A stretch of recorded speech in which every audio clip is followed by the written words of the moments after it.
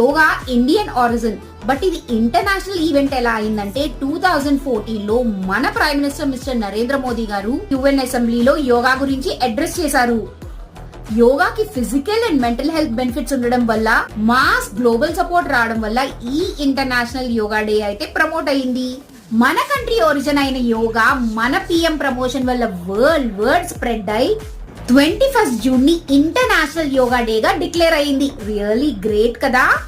ఈ international yoga day మన ఇండియాయే కాదు, హోల్ వరల్డ్ సెలబ్రేట్ చేసుకుంటుంది. We started celebrating International Yoga Day from 2015 and this is 2025. So these are 10th year celebrations. So అందుకే ఈ celebrations కొంచెం grand గా జరుగుతున్నాయి.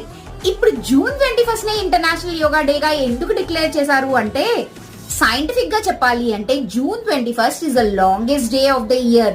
ఇప్పుడు ట్రెడిషనల్ రీజన్ ఏంటంటే ఆ రోజే